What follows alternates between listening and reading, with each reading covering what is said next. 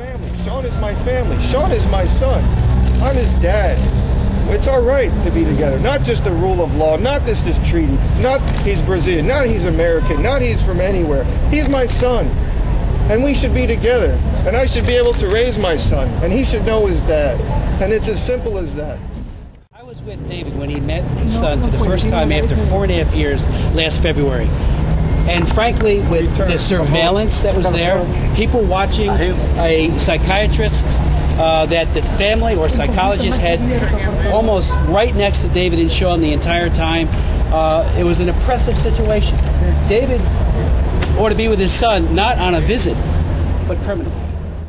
It's not about to go into a compound with a man standing over us, intimidating my son, making him nervous on who is this man? Who when my son was abducted would cry, I miss my dad, I want to be with my dad, who I raised for over 4 years, who we created this bond.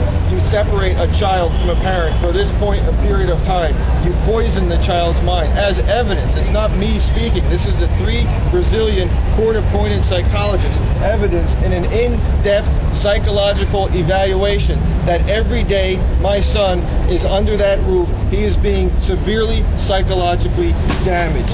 And it is the utmost urgency for him to return home and be father and son with his family, with me. It is evidence, it is validated by Judge Pinto, by the 3 federal level court-appointed judges who upheld the decision.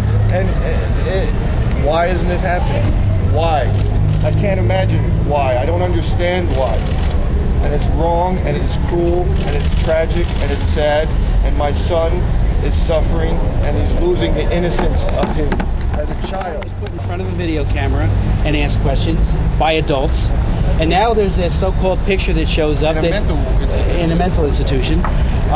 If this court allows a child, either through pictures or through posters or through statements in front of a video camera, to accept that as any kind of evidence, every kidnapper everywhere in the world, every child abductor everywhere in the world will take the 9-year-olds, the 8-year-olds, the 7-year-olds, and the 6-year-olds and bring them in front of a camera and say, where do you want to live? Do you want to stay in Japan? Do you want to stay in Austria? Do you want to stay in Saudi Arabia? And under what duress, under what level of coercion and manipulation will that 7 or 8 or 9-year-old be under? So you're calling the family kidnappers?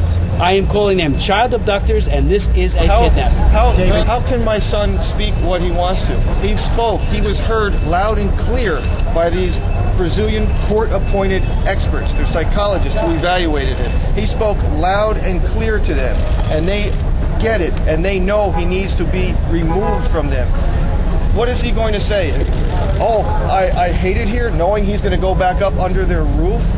What do you expect? He is an innocent, helpless, vulnerable, defenseless child that needs to be freed from this circumstance.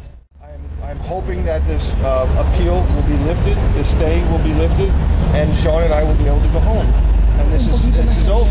And then everyone can go on with their lives and enjoy their children instead of sitting here on a Friday afternoon wondering why a guy can't be with his own kid.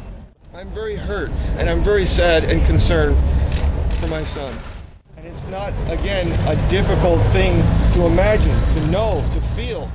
Begging for my son to come home, begging for justice, begging. Why is it so hard? Why?